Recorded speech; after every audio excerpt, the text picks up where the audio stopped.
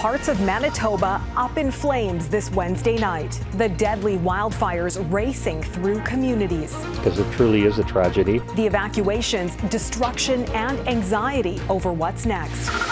The new federal cabinet's priorities. Internal trade has become sexy. The tax cut the Prime Minister is promising in just weeks.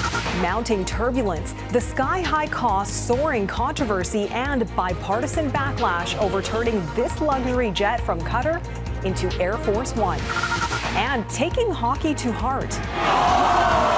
The stress of the Stanley Cup playoffs on your health. Global National with Donna Friesen. Reporting tonight, Teagan Rasche. Good evening and thanks for joining us. We begin with breaking news out of southern Manitoba, where police say 2 people have died in a wildfire.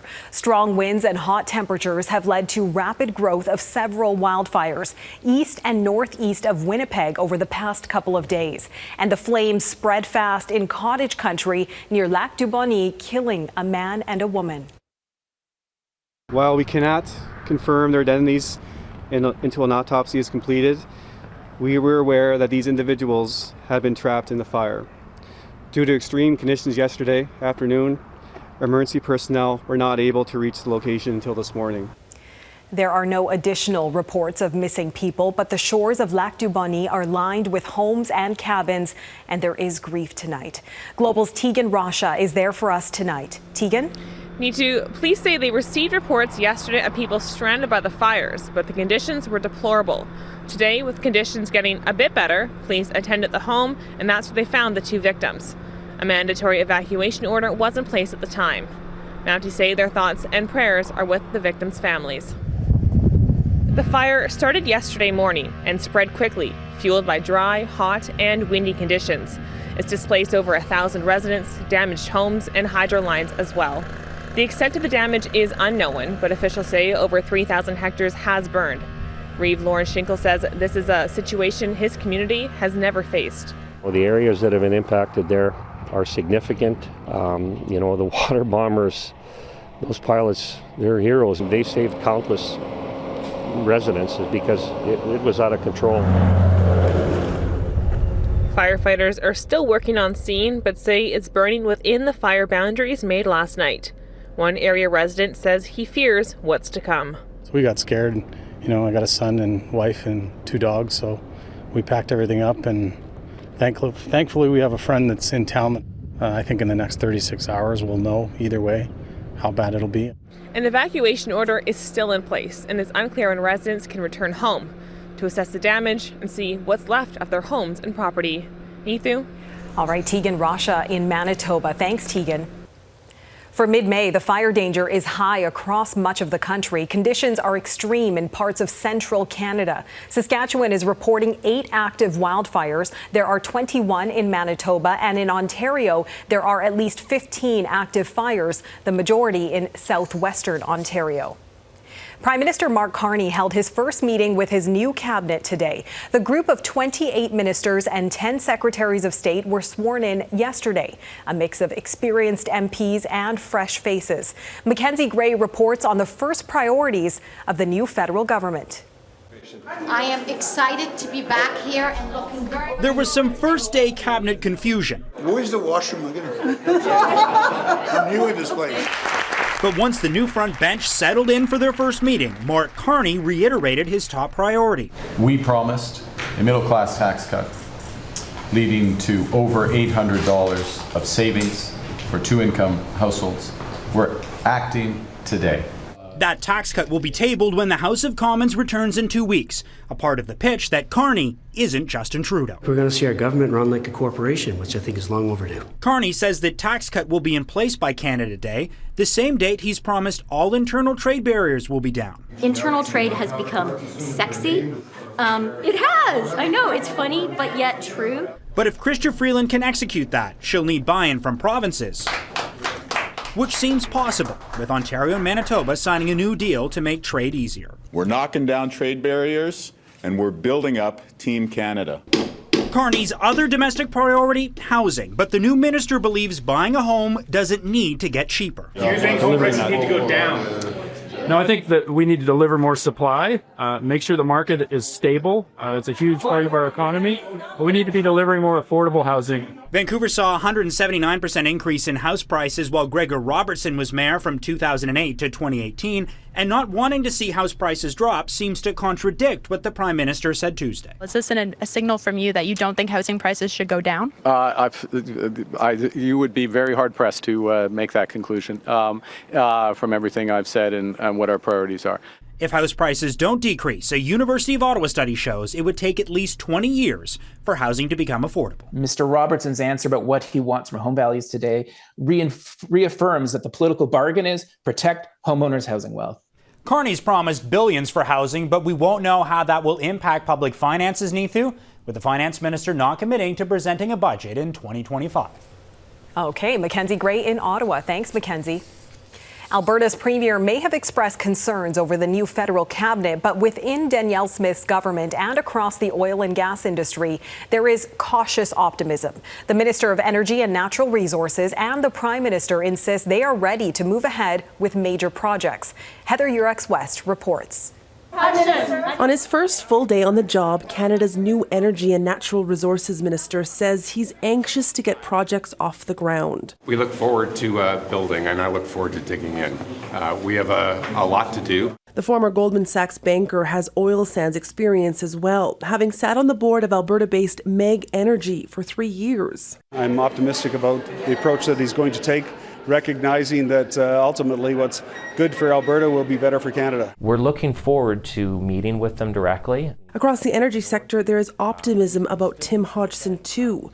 Without quick action, though, the goodwill is unlikely to last long. We don't want rhetoric. We're tired of hearing words. We actually want to see concretely what the plan is. There are a few things the Prime Minister and his new minister can do over the next little while to really set the tone. They, deal with the emissions cap here in Alberta. They can, without even having to go to Parliament, do some significant changes to the Impact Assessment Act. And it's those two policies, a limit on how much greenhouse gases the sector can emit, and Bill C-69, dubbed by critics as the No More Pipelines Act, the Prime Minister says his government is willing to change, telling CTV News, "We will change things at the federal level that need to be changed in order for projects to move forward." Does that include C-69 or the emissions cap? It could include both. But I'm not going to do it conceptually. I'm going to do it on specifics. Do it for moving forward. Although polling suggests more than a third of Albertans are at least thinking about supporting a vote to separate, that number drops considerably if some of the more divisive federal energy policies, like the emissions cap, are changed. Those policies will have to be top priority for the new energy minister as he gets to work, which he says will include a visit to Alberta soon. Neithu? Okay, we'll keep an eye on that. Heather Urex-West in Calgary. Thanks. Canada Post is inching closer to another labor disruption. The Crown Corporation says it told the Canadian Union of Postal Workers a pause in contract talks was needed. The union calls that reprehensible. A strike could begin as early as May 22nd when the current collective agreements expire. 55,000 postal employees were ordered back to work in December after a 32-day strike. Overseas, U.S. President Donald Trump is in Doha, Qatar, as he continues high-stakes negotiations across the Middle East. But as Jackson Proskow reports, Trump's decision to accept an opulent gift from the Qatari government is seizing much of the spotlight. Flanked by Cybertrucks past a parade of camels, the presidential motorcade wove through Doha, where President Donald Trump signed more big business deals, including a $200 billion agreement for Qatar Airlines to buy dozens of American-made planes from Boeing. And congratulations to Boeing. Get those planes out there. Get them out there.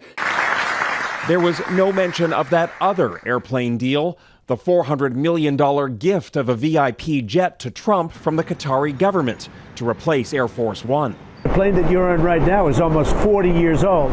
In an interview with Fox News, Trump complained that the current presidential plane just isn't good enough, while the replacement jets he ordered are years behind schedule. It's much smaller, it's much less impressive as it is. And, we're the United States of America. I believe that we should have the most impressive plane. Former Air Force officials warn it would still take years and up to $1 billion to convert the free Qatari plane to serve the needs of an American president. Air Force One is a flying White House. It is equipped with everything the president needs that you can get into a 747 so he can do his job while he's traveling. This aircraft will not have those things. It would take years and it would be very expensive. In Washington, there's bipartisan backlash and concern the jet could be a spying tool. You think of the conversations that occur on Air Force One, any nation, but especially a nation like Qatar that funds Hamas, would love to know every conversation that happens on Air Force One. So far, Trump isn't backing down, and he may not have to. As commander-in-chief, he can choose to fly on any aircraft he wants, even one that, while luxurious, is not up to the job. Jackson Proskow, Global News, Washington.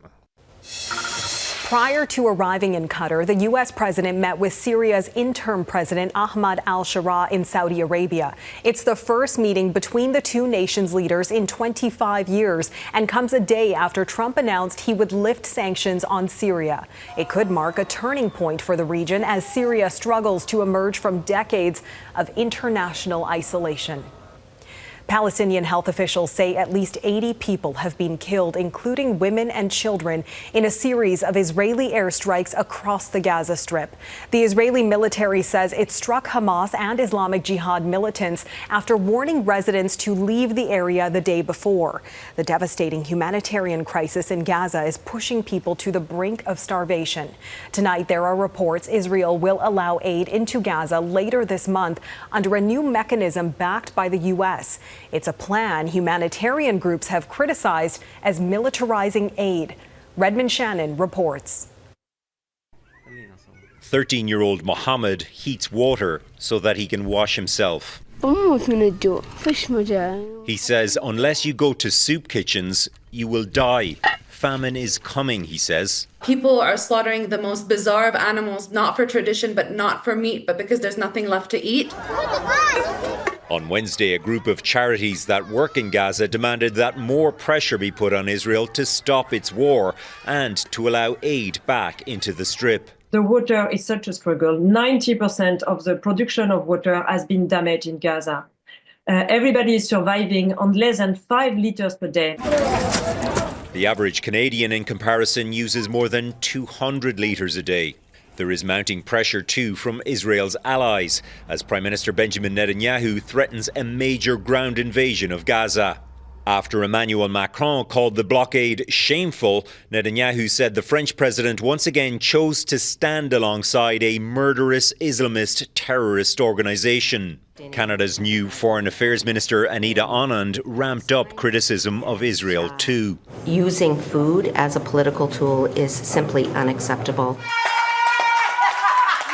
The Trump administration effectively bypassed the Israeli government to free US-Israeli hostage Eden Alexander this week, as the US president skips Israel on his Middle East tour. Does this trip sideline Israel at all? No, not at all. No, this is good for Israel. But Trump's desire that it normalize relations with Syria could be seen by many in Israel as an unthinkable request from its unshakable ally. Redmond Shannon, Global News, London. Clarifying questions at the Hockey Canada sex assault trial. Coming up, how the Crown gave the complainant a chance to further explain her testimony. The Menendez brothers have been resentenced, opening the door for their possible release from prison. Eric and Lyle Menendez have been serving life sentences for murdering their parents in Beverly Hills in 1989. The brothers have long argued they killed their parents out of self-defense after years of sexual abuse. But on Tuesday, an LA County judge reduced those sentences to 50 years to life, making the pair immediately eligible for parole. The decision now falls to California's parole board. Today, the accuser in the World Junior Sex Assault trial was asked to explain certain parts of the testimony she gave during multiple days of grueling cross-examination. The complainant alleges 5 former World Junior hockey players sexually assaulted her in 2018. Nathaniel Dove was in court today and a warning some of the content is graphic. Nathaniel? Nitu, on Wednesday, the Crown prosecutor re-examining the complainant in the Team Canada World Junior sex assault trial. It's a chance to ask clarifying questions over issues raised during the previous 7 days of cross-examination. The players, again, walking past protesters to enter the courthouse. Cal Foote, Carter Hart, Dylan Dubé, Alex Fermenton, and Michael McLeod were players on the 2018 championship team, all accused by a woman known as EM of having non-consensual group sex with her at a hotel in London almost 7 years ago. They have all pleaded not guilty. An expert says re-examination offers a chance to address any apparent inconsistencies in EM's evidence. The Crown is going to want to,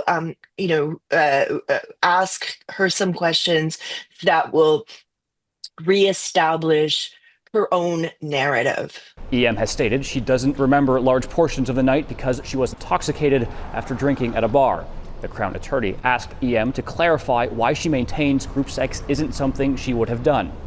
EM replied, "It's just the fact that I know I had left with only one person and that after a sexual encounter, assuming I'm just staying in bed and staying there and not expecting anything else."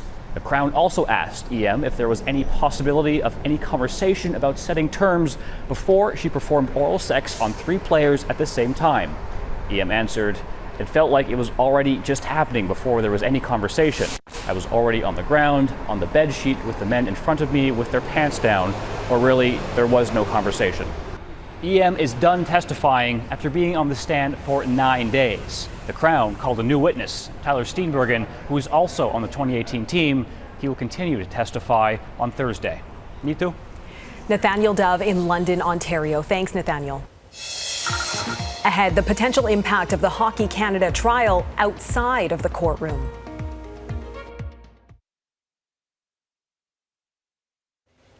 It has been an intense 9 days of testimony for the woman at the center of a high-profile sexual assault trial involving 5 former World Junior hockey players. As Heidi Petracek reports, advocates for sexual assault survivors say they have been disturbed by the proceedings. I literally felt like I was hit by a bus. Carrie Lowe describes how she felt after 2 days on the stand as the complainant in her sexual assault trial. There's so many things that are compounding to the trauma. She received a court order allowing her name to be public. In her case, one of the accused died before trial. Another pled not guilty and was acquitted. For her, the trial of 5 former World Junior hockey players, all of whom have pleaded not guilty, exposes flaws in the system. I feel like it's another step back because people are watching. And if this is how you are potentially going to be treated, if I'm watching this, I wouldn't want to report and go through that. What do we want? Justice! For 7 days, the complainant, identified as EM, was questioned by 5 lawyers, one for each defendant, about her memory, her level of intoxication, and whether she had a, quote, agenda, which this trauma therapist says is re-victimizing for anyone who's been sexually assaulted. Oftentimes, what women are wearing, how much they have drank, other situations like, she cheated on her partner, right? This is not information that should be weaponized against her. The federal ombudsman is reviewing Canada's criminal justice system, focusing on the experience of sexual violence survivors. Statistics show only 6% of sexual assaults are reported to police. Advocates worry these proceedings won't help. This is the furthest thing away from trauma and violence-informed approaches. No one should have to be put through this. No one's saying that the defendants do not have a right to a strong defense. But lawyer Catherine Marshall, who isn't connected to the trial, says a balance must be struck. What seems to be happening is there's a picture being painted about who the victim is. The focus isn't really on what happened to her that night. How the case is playing out in court, now sparking renewed discussion about sexual assault trials in Canada. Heidi Petracek, Global News, Halifax.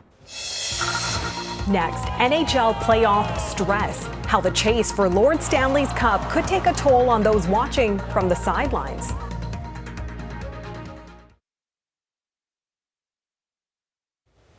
With 3 Canadian teams still hoping to hoist the Stanley Cup, there are millions of fans across the country deeply invested in playoff hockey. Though enjoyable, watching your team battle it out can produce some or a lot of stress. Catherine Ward breaks down the risks and why preparation may be the key to playoff success. Stanley Cup playoffs aren't for the faint of heart. I get that sort of notification on my watch once in a while. Your heart rate is too high. With high hopes, increasing intensity, and pounding pressure. But it's nail-biting all the same. Some might wonder about the toll the playoffs take on a fan's heart, not emotionally, but physically. The phenomenon has been studied. While there are some indicators cardiovascular events can increase for sports spectators, Scott Lear says the overall risk is low. It's very small, and for most people, there's probably no risk at all. But doctors recognize how postseason play can make a person feel. When the cup is on the line, when it's been so many years since a Canadian team has been this far, everyone is tremendously excited. Again, that's going to increase your sympathetic drive, get your heart rate up, get your blood pressure up. Heart surgeon Dr. Bobby Yanagawa says any risk has a stronger tie to the fan rather than the sport. We know that certain people are at risk of heart disease, and those are people who have risk factors such as smoking, obesity, extreme alcohol consumption, and diabetes, and inactivity. But the main thing that everybody can focus on is being in good heart health, making sure they're physically active. Better fitness you're in, the better you can handle this type of stress. Which is perhaps a tall but not impossible order for Leaf fans who've been managing heartbreak since 1967. Go Leafs, go!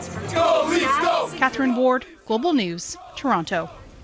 Well, and perhaps you can't underestimate the power of a deep breath. All you hockey fans out there, take good care of yourselves. That is Global National for this Wednesday. I'm Neetu Garcha. Tonight's Your Canada showcases the Bay of Exploits, Newfoundland and Labrador, Slave Lake, Alberta, and a campsite near Cadet, Saskatchewan. Keep them coming. Send your pictures of Canadian pride to globalnational@globalnews.ca. Thanks for watching and hope you'll join us again tomorrow. Have a great night.